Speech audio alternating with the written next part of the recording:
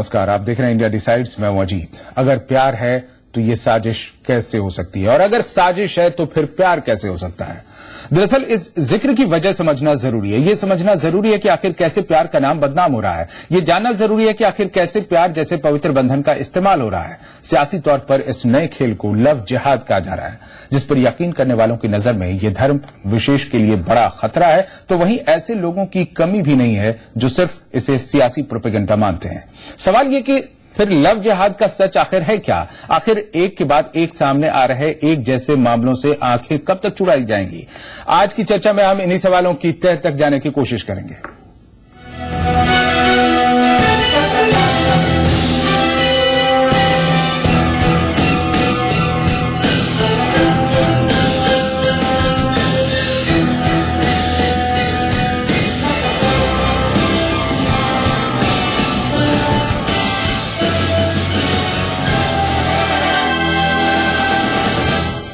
दरअसल रांची से सामने आए तारा शाहदेव मामले की आंच अभी ठंडी भी नहीं पड़ी थी कि कानपुर से आए एक सनसनीखेज मामले ने लव जिहाद की बहस में एक और कड़ी जोड़ दी है।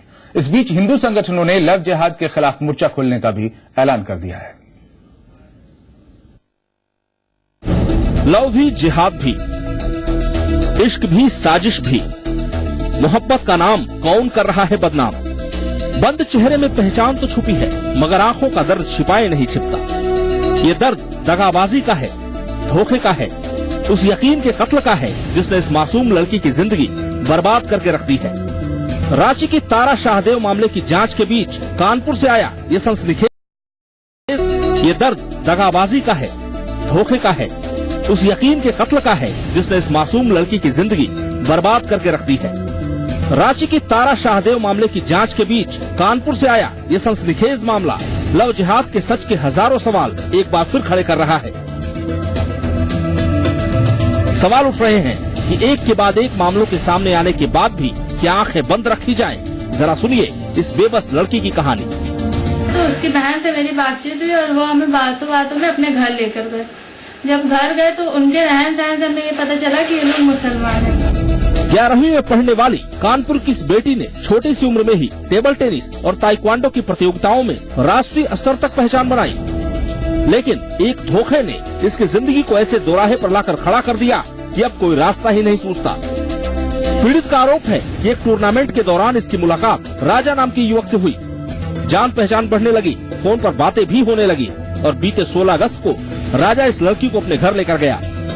राजा के घर पहुंची पीड़ित को एहसास हो गया कि राजा का सच वो नहीं जो वो बताता है, बल्कि कुछ और है। जल्दी ही ये बात भी साफ हो गई कि राजा दरअसल राजा नहीं बल्कि वसीम है। पीड़ित के आरोपों की माने तो वसीम के घर वालों ने उसे बंधक बना लिया और जबरन धर्म परिवर्तन कराकर उसका निकाह वसीम से कर दिया। मुझे वहाँ बंधक बनाकर जबरदस्ती मेरा धर्म परिवर्तन करवाया और जबरदस्ती मेरे साथ निकाह भी किया। पीड़ित छात्रा के पिता के मुताबिक उन्होंने 16 अगस्त को ही पुलिस में सूचना दी थी, जिसके बाद 26 अगस्त को पुलिस ने उसे मुक्त कराया। 16 तारीख को विद्यालय छोड़ गया। उसके बाद से वो बच्ची हमारी लापता। काफी खोजबीन करने पे मालूम हुआ पुलिस का कुछ सहयोग मिला, कुछ नहीं। अगर पुलिस भरपूर सहयोग देती तो समय रहते बच्ची हमारी मिल जाती, तो उसकी जिंदगी और भविष्य न बर्बाद होता। कानपुर से आई ये सनसनीखेज वारदात चौंकाती है तो सवाल भी खड़े करती है कि लव जिहाद का वो नाम जिसे लेकर सियासी हलकों में हंगामा मचा हुआ है, क्या सिर्फ प्रोपेगेंडा है या फिर हकीकत? एक ऐसी हकीकत जिसे जानकर भी सिस्टम आंखें बंद किए बैठा है। हिंदू संगठनों का आरोप है ये प्रोपेगेंडा नहीं हकीकत है, और एक के बाद एक कई घटनाएं इसे पुख्ता कर रही हैं। आरएसएस ने अपने सहयोगी संगठनों को इसके खिलाफ खड़े होने के निर्देश दिए हैं। लव जिहाद को रोकने के लिए हम लोग एक प्रयास करते हैं कि हर व्यक्ति को, समाज के हर व्यक्ति को जागरूक करना, उसको अपने धर्म संस्कृति के विषय में बताना और लव जिहाद के विषय में बताना कि ऐसे लड़कियों से, ऐसे लड़कों से सावधान रहें। इस कुचक्र को समाप्त करेंगे। लव जिहाद का जो पहले से विषय चला आ रहा है, अब इसका जागरण हुआ है और इसके खिलाफ अपनी माताओं बहनों के लिए हम बिल्कुल प्रयास करेंगे। दरअसल लव जिहाद के मसले ने सियासी तौर पर हंगामा कई बार मचाया है, लेकिन इसे लेकर गंभीर बहस रांची के तारा शाहदेव मामले के बाद शुरू हुई। इस मामले में आरोपी रकीबुल हसन उर्फ रंजीत कोहली से जैसे जैसे पूछताछ हो रही है, एक के बाद एक कई परतें खुल रही हैं। रंजीत कोहली के घर की तलाशी में पुलिस को 36 SIM card, 15 mobile phone, 1 pen drive, 4 printer, 2 airgun, 1 projector, 1 VIP light, शादी के सीडी और कोर्ट के दस्तावेज मिले हैं। रंजीत उर्फ रकीबुल हसन से पूछताछ के बाद हो रहे खुलासे ये बता रहे हैं कि तारा शाहदेव का मसला दरअसल उतना ही नहीं है जितना दिख रहा है, बल्कि उससे भी कहीं आगे है। इसमें काफी गहरी साजिश है। बहरहाल असल सवाल लव जिहाद का है। बीते 1 महीने में रांची, बिजनौर, मुरादाबाद, सहारनपुर से इससे जुड़े मामले सामने आ चुके हैं और अब कानपुर के मामले ने सनसनी फैलाई है। सवाल ये कि क्या अब भी लव जिहाद के वजूद को लेकर कोई सवाल बाकी है? कानपुर से आर्यन अग्रवाल और लखनऊ से विवेक तिवारी के साथ ब्यूरो रिपोर्ट, जी मीडिया। और हमारे साथ 2 खास मेहमान हैं। नोएडा स्टूडियो में हमारे साथ हैं विश्व हिंदू परिषद की प्रवक्ता डॉक्टर विजया और लखनऊ स्टूडियो से ऑल इंडिया सुन्नी बोर्ड के अध्यक्ष मौलाना मोहम्मद मुश्ताक। आप दोनों का बहुत बहुत स्वागत है। डॉक्टर विजया, सवाल है कि इस तरह के मामले कई आ सकते हैं, ये व्यक्तिगत मामले हो सकते हैं, इन्हें एक लव जिहाद का रूप क्यों दिया जा रहा है, ये नाम क्यों दिया जा रहा है? अजित, मैं आपसे ये कहना चाहूंगी कि ये आप लोगों ने अभी इसको लिया है लव जिहाद को इस रूप में, क्योंकि तारा शाहदेव का केस आया जी। लेकिन मेरी आयु इस समय 59 वर्ष है जी। और मैं आपको ऐसे केसेस भी बता सकती हूँ जो 20 वर्ष पूर्व, 30 वर्ष पूर्व भी हमने सॉल्व किए हैं ऐसे केसेस। तो हम ये पूछ रहे हैं कि इस तरह के इंडिविजुअल मामले हो सकते हैं, व्यक्तिगत कई तरह के मामले ऐसे निकल सकते हैं अलग अलग तौर पर, लेकिन इसे एक संगठित तौर पर लव जिहाद नाम देना कितना उचित है? क्योंकि अब हम ये देख रहे हैं कि केसेस ज्यादा हो रहे हैं और यहाँ तक के मैं एक रिपोर्ट आपको बताना चाहूंगी कि सीएम चंडी हैं जो अपने केरल के, 26 जून को उन्होंने विधानसभा में स्वयं ये कहा कि लव जिहाद के माध्यम से अभी तक 7,713 केसेस 2006 से 30 जुलाई 2012 तक इन केसेस को देखा गया और 7,713 को परिवर्तित किया गया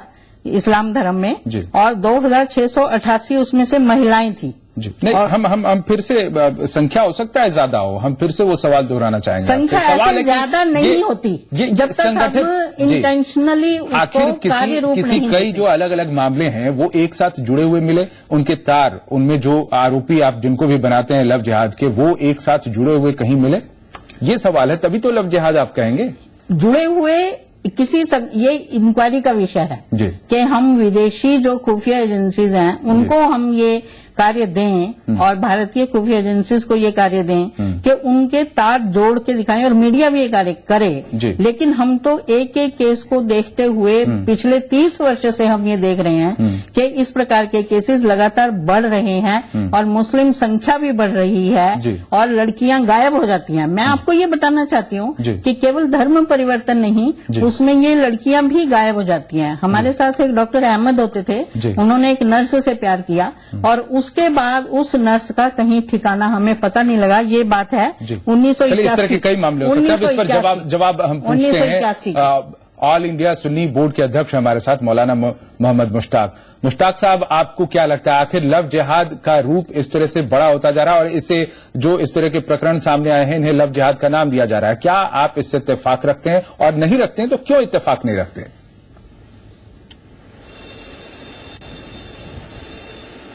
जी देखिए, पहले तो लफ्ज जिहाद जो है हम इसको इसके साथ जोड़ने को सही नहीं समझते हैं जी।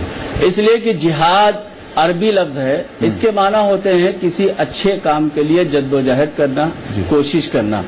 तो इसको इसके साथ जोड़ने पर मैं समझता हूं कि जितने भी इस्लाम धर्म के मानने वाले हैं उनको किसी हद तक दिली तकलीफ हुई है कि इस अच्छे नाम को एक ऐसे कार्य के साथ जोड़ा है जो बिल्कुल किसी तरह से मुनासिब मालूम नहीं होता है।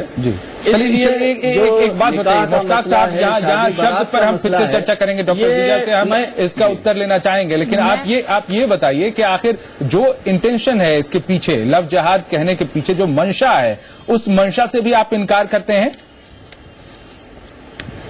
जी देखिए, मंशा जो भी रही हो, जैसा कि हमें ये लगता है कि इस लफ्ज जिहाद के जरिए से जो सियासी फायदा कुछ लोगों ने उठाना चाहा है, लेकिन बहरहाल वो उससे उठाया नहीं अभी जा सियासत सका है। पर हम नहीं गए, लेकिन हम फिर आपसे यही बात कहेंगे कि इसको कोई और नाम दिया जाता जी, इसको देखिए कोई और नाम दिया जाता। ये नाम जो जिहाद साथ में लगाया है, एक ये मुकद्दस लफ्ज है, एक अच्छा लफ्ज है, इसके अच्छे माने हैं। और तो हम तो ये पूछ रहे हैं ना, शब्द पर आपको आपत्ति हो सकती है, नाम पर आपत्ति हो सकती है मुश्ताक साहब, लेकिन जो इसके पीछे की मंशा है कि लोगों को शामिल करना अपने धर्म में, और इस जरिए जो ये हो रहा है, इस पर आपत्ति है हिंदू संगठनों को, इस पर आप क्या कहते हैं? क्या ये हो रहा है उस रूप में, एक संगठित रूप में? देखिए, वही मैं आपको वही मैं आपको बताना चाहता हूं कि देखिए, जितने भी धर्म हैं, धर्म वाले अगर आपस में शादी करते हैं तो उस शादी का पूरा फायदा आपस में एक दूसरे को मिलता है। जो इस तरह से अमल करते हैं तो मैं ये समझता हूं कि शादी का पूरा फायदा उनको नहीं मिल पाता है, और आखिर चलकर किसी न किसी मसले में लेकर बिगाड़ होता है, और फिर वो दोनों को नुकसान और दोनों को परेशानी लाहिक होती है। इसलिए मैं कोई भी मजहब हो वो बहरहाल इस बात की इजाजत नहीं देता है, और खास तौर पे इस्लाम मजहब, उसका जो कुरान है, उस कुरान में एक लफ्ज बहुत अहम आया है, ला इकराहा फिद्दीन, दीन में जबरदस्ती नहीं है। अगर किसी शख्स ने कि मसलन कलमा पढ़ा दिया और इस्लाम धर्म में किसी को जबरदस्ती कबूल कर लिया, तो ये इसका अमल इस्लाम के बिल्कुल। अभी तो मामले ऐसे ही आ रहे हैं मुश्ताक साहब, लगातार ऐसे मामले आ रहे हैं जो हम न्यूज में दिखा रहे हैं आपको। कई मामले ऐसे हैं, तारा शाहदेव का मामला सबसे आगे है, सबसे पहले जो इधर हाल में उभरा है, इसके बाद से ये बहस शुरू हुई है। तो आप इस तरह के मामलातों की निंदा करते हैं, और इसमें जो लोग संलग्न हैं, जो लोग इन्वॉल्व हैं, आप उनकी घोर निंदा करते हैं, इसे गलत ठहराते हैं?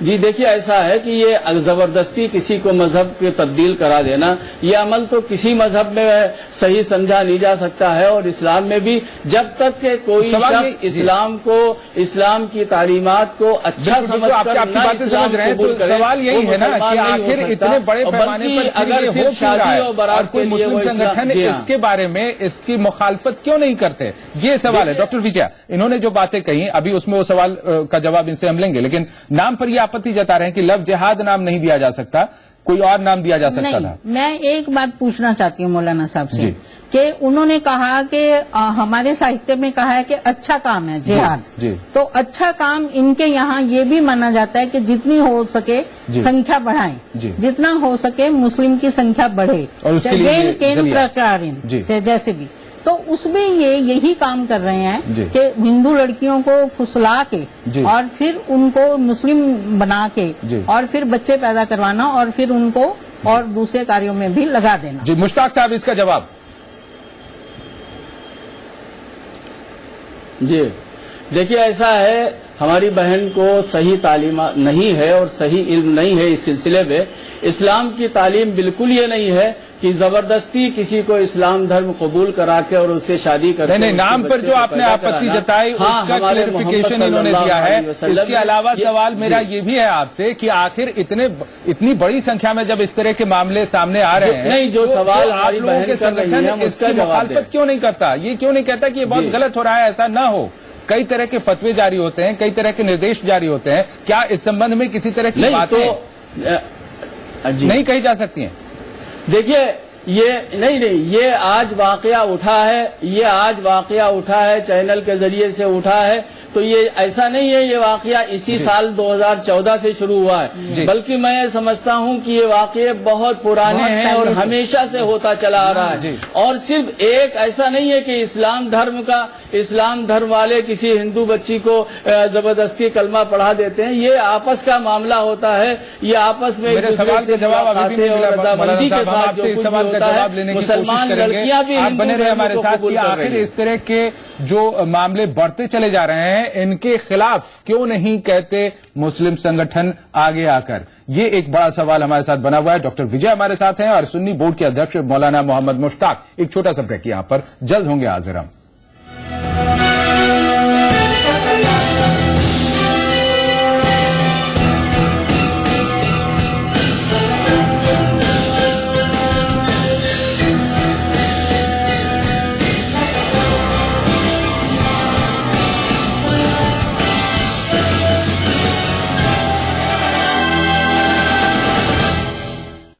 किसी की मुस्कुराहटों पे हो निसार, किसी का दर्द मिल सके तो ले उधार। आवारा हूँ, आवारा हूँ, या गर्दिश में हूँ, आसमान का तारा हूँ, आवारा हूँ। प्रायोजक हैं टीटी गारमेंट्स, अच्छे लगे अच्छे दिखें। हौले हौले से केसर की बारिशें डूब चली रंग में इसके हम डूब चले। विमल में है कश्मीरी केसर, जिसके स्वाद में डूब रहे हैं सब। विमल पान मसाला, दाने दाने में केसर का दम। अब चाक सफेदी सुखी हाथ और चमक दमक भी रहे साथ। ऐरो गैरो नट्टू खैरो की खत्म हो गई बारी, सब पे भारी घड़ी हमारी घड़ी डिटर्जेंट केक। पहले इस्तेमाल करें फिर विश्वास करें। गारमेंट्स में कुछ भी हो, बस टीटी गारमेंट्स। अच्छे लगें अच्छे दिखें, टीटी गारमेंट्स में कुछ भी हो, बस टीटी गारमेंट्स। अच्छे लगें अच्छे दिखें, टीटी। सिर्फ 2 रन इस ओवर में और रन रेट लगातार बढ़ता हुआ, और ये बॉल हवा में। करण, क्या हुआ भैया? ये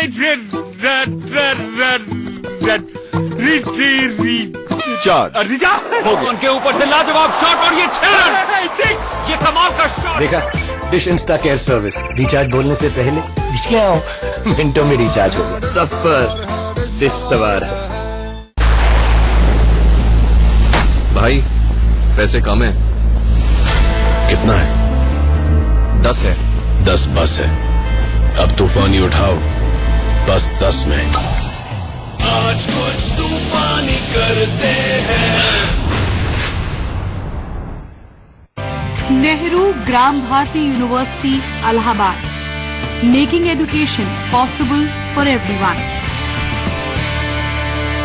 कुछ ऐसे ही टप्पा खाते हैं नजमा के अरमान, कभी ऊपर तो कभी नीचे, पर उम्मीद भी है कि 2 कंधे मिल जाएंगे, ये दीवारें लांग जाएंगे। देखिए तुम साथ हो जब अपने, 1 सितंबर से सोमवार से शनिवार रात 9 बजे सिर्फ सोनी पल पे।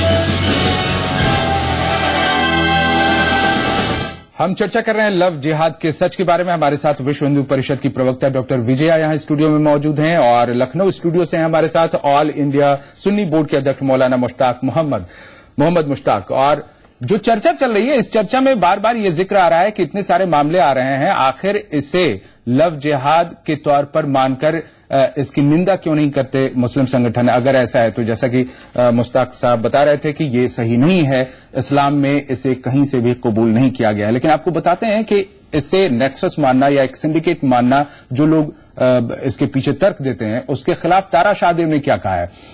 इस तरह का जो मामला सामने आया है हाल में, वो शूटर तारा शाहदेव के मामले के बाद आया है। उनका ये मानना है कि रकीबुल हसन उर्फ रंजीत सिंह किसी बड़े सिंडिकेट का हिस्सा है, और उसके साथ जो कुछ भी हुआ वो सोची समझी साजिश थी। तारा शाहदेव से आज ही हमने बात की, हमारे चैनल पर वो लाइव थी, उसका हिस्सा आपको दिखाते हैं।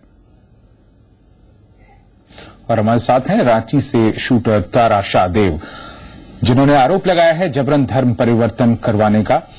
तारा, आपको क्या लगता है, ये मामला आपने कानपुर का भी देखा, आपको क्या लगता है कि कोई एक ग्रुप बन गया है जो लव जिहाद के लिए तत्पर है, इस पर काम कर रहा है, या फिर ये इससे प्रेरित भर है, या फिर इससे भी कमतर के व्यक्तिगत तौर पर इस तरह की घटनाएं सामने आ रही हैं? आप क्या मानती हैं, क्या ये लव जिहाद का एक रूप है? तो जैसा मैंने आप लोगों को बताया था, जब ये इंसान मुझे मारता था तो ये लोग कहते थे, मतलब ये जो इनका एक लाइन था, ना तुम पहली हो ना तुम आखिरी हो, तुम जैसे लड़कियों का गुरूर कुचलना और तुम्हें अपना गुलाम बनाना या मुस्लिम धर्म कबूल कराना हमारा मकसद है। और ये जो हमारा सर्कल है, ये तुम सोच भी नहीं सकती हो कितना बड़ा, और हम बहुत दिनों से ये सर्कल चला आ रहा है और आगे भी चलता रहेगा। तो ये बातें तो मेरे मन में उस समय से थी कि ये अकेले इंसान की बस की बात नहीं है। जब मैं इंसाफ के लिए मतलब उससे बोलती थी प्लीज मुझे छोड़ दो करके, बहुत ऐसा नहीं है कि मैंने कोशिश नहीं की अपने हद तक, तो वो कहता था तुम कहाँ जाओगी न्याय मांगने, हर जगह मैं हूँगा। मौलाना मोहम्मद मुश्ताक, आपने सुना जो तारा शाहदेव का कहना था कि तुम जहां भी जाओगी मैं मिलूंगा या मेरे जैसे रूप मिलेंगे, और सिर्फ मैं ही नहीं हूं, इस तरह के बहुत सारे लोग हैं और पूरा एक सिंडिकेट जैसा मालूम पड़ता है जिस तरह की बातें उन्होंने कही है। आप इससे कैसे इनकार कर सकते हैं?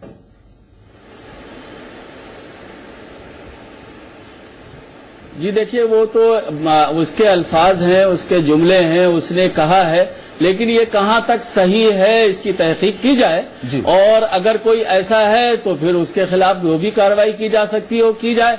लेकिन हम लोग तो इसको सिर्फ ये समझते हैं ये व्यक्तिगत मसले होते हैं, किसी शहर में किसी महल्ले में आपस में मिलते हैं जुलते हैं, और इस तरह के वाकयात। दूसरा सवाल मेरा जो था, जो ब्रेक से पहले जिसका जवाब नहीं मिल पाया था मोहम्मद मुश्ताक, ये अच्छा है, ये सही है कि आप इसकी निंदा करते हैं, आप कहते हैं कि इस्लाम में ये कबूल नहीं है, लेकिन अगर ऐसा है, इस तरह के मामले लगातार बढ़ते जा रहे हैं और इस पर आपत्ति अगर जता रहा है कोई संगठन या फिर कोई खास समुदाय, फिर आप लोग इसकी निंदा क्यों नहीं करते? आपका कोई बड़ा संगठन आकर क्यों नहीं कहता कि ये गलत है, ऐसा होना बंद हो, ऐसा जो लोग कर रहे हैं उन्हें हम इस्लाम से बेदखल करेंगे? क्या इस तरह की बातें सामने अब तक नहीं आई हैं जो इन बातों को हवा देती हैं कि लव जिहाद है और इसे संगठित रूप से चलाया जा रहा है?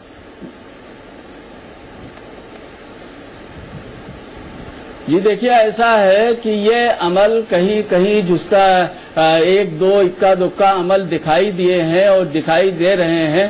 कुल्ली तौर पर अगर हम ये कहें कि आम तरीके से ये अमल हो रहा है तो बिल्कुल गलत है, और ऐसा बिल्कुल हम आपसे कह रहे हैं कि ये शख्सी तौर पर व्यक्तिगत तौर पर ये वाकयात होते हैं, तो इसमें कोई सोसाइटी और कोई पूर्व से भी बता रही हूँ कि इस प्रकार के केसेस होते थे।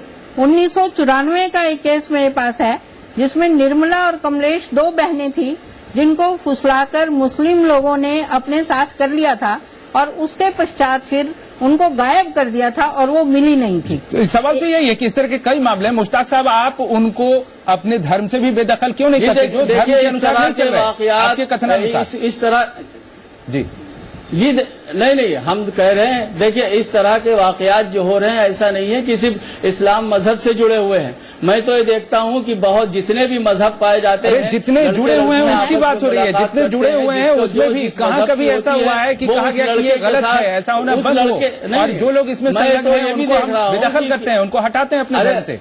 हम तो ये सजा देते हैं। देखिए, आपके यहाँ फतवे जारी होते हैं, नहीं, आप कह रहे हो ये खराब काम है, अच्छा काम नहीं है, तो आप फतवा क्यों नहीं जारी करते कि अगर कोई मुस्लिम इस तरह का व्यक्ति पाया गया तो हम उसको सजा दें? ऐसा फतवा जारी करिए आप, क्योंकि आपके बच्चे कर रहे हैं ये काम, तो आप कह रहे हैं निंदा कर रहे हैं। बस निंदा करने से क्या होता है? साहित्य में तो ये जवाब दीजिए मुश्ताक साहब। साहित्य तो सभी धर्मों का नहीं, जब इसकी जरूरत पड़ेगी तो इसकी ये काम भी किया जाएगा, लेकिन हम ये देख रहे हैं ये वाकया सब तरफ से हो रहा है। लड़कियां, मुसलमान लड़कियां हिंदू लड़कों के साथ भी जाती हैं और अपना मजहब बदल देती हैं और चली जाती हैं। ऐसे मामले बहुत कम आए हैं, अभी हालिया जो मामले हैं ये उलट है, जो लव जिहाद के मामले सामने आ रहे हैं। व्यक्तिगत मसला समझते हैं भाई। मुश्ताक साहब, सवाल ये है कि लोग संदेह इसलिए भी जता रहे हैं कि जो समुदाय फैमिली प्लानिंग की निंदा करता हो या उसको बेहतर नहीं मानता हो, तो वो इस तरह से लोगों को शामिल करने के लिए ये लव जिहाद चला रहा है। और इसकी जब तक आप या फिर आपके किसी संगठन से जुड़े हुए लोग जब तक इसकी निंदा नहीं करेंगे और जब तक इसमें संलग्न लोगों के लिए, इससे जुड़े लोगों के लिए सजा का प्रावधान नहीं करेंगे, तब तक इसे लोग मानते रहेंगे, संदेह करते रहेंगे कि ये लव जिहाद है और इसे हवा दी जा रही है। मुश्ताक साहब, तो लफ्ज जिहाद ही इसको बदलने की जरूरत है, जिहाद को इससे जोड़ना ही गलत है। ये तो बात हो गई जो इन्होंने कहा कि इसे आप अच्छा मानते हैं और इसीलिए ये अच्छे कर्म के तौर पर आप करते हैं। तरफ से ये बात आ रही है तो ये बड़े अफसोस की बात होती है। लेकिन इलाहाबाद कोर्ट के जज को क्यों कहना पड़ा? इसीलिए हमने कहा इसको जोड़ा जिसने है विषय की उसको समझना चाहिए कि जिहाद को इससे क्यों जोड़ा। चलिए, बहुत कम समय है मेरे पास, लेकिन मुश्ताक साहब, अंत में आप इतना तो कह सकते हैं कि इस तरह के मामलों की निंदा की जानी चाहिए और इसमें जो लोग भी शामिल हैं और उनके खिलाफ कोई न कोई सजा का प्रावधान होना चाहिए, धार्मिक तौर पर भी। नहीं, फिर मैं आपसे कह रहा हूं कि कोई मजहब इस बात की इजाजत नहीं देता है किसी को जबरदस्ती। आप बार बार यही बात कह रहे हैं कि धर्म इजाजत नहीं देता, लेकिन वो सामने आता नहीं है और इसीलिए लोग ये परसेप्शन बना रहे हैं कि ये लव जिहाद है। हमने आपको पूरा मौका दिया अपनी बात रखने का, लेकिन आप ये बात नहीं कह रहे कि हम इसकी निंदा करते हैं या फिर हम इसके लिए सजा का प्रावधान करेंगे जो लोग भी इस तरह से शामिल हों। आपको पूरा मौका दिया, लेकिन आपने ये बातें नहीं कही और यही बातें हिंदू संगठनों को हवा देती हैं, इस बात के लिए बढ़ावा देती हैं कि वो इन्हें लव जिहाद का नाम दें। मैं जरूर कहना चाहूंगी कि आप तो बल्कि एविडेंसेस को मिटाते हैं। कैसे कि एक कला कौमुदी करके साप्ताहिक पत्रिका आती है मलयालम में, उसमें ये सारी रिपोर्ट उन्होंने पेश की थी। नहीं, सवाल ये है डॉक्टर विजय, बहुत कम समय हमारे पास, माफी चाहेंगे आपसे। छपी वो उड़ा दी गई। जी, ये भी इल्जाम है, लेकिन सवाल यहीं पर है, अगर ये गलत है जो आप कह रहे हैं, इसका स्वागत किया जाना चाहिए जो बयान आप दे रहे हैं, लेकिन इसके आगे जो प्रक्रिया होनी चाहिए वो कमी है और इसीलिए लोग इस तरह का परसेप्शन बना रहे हैं। बहुत बहुत धन्यवाद आपका डॉक्टर विजय हमारे साथ जुड़ने के लिए, और डॉक्टर यहाँ हमारे साथ मौलाना मोहम्मद मुश्ताक जुड़े थे। आपका भी बहुत बहुत शुक्रिया। इस खास पेशकश में फिलहाल इतना ही।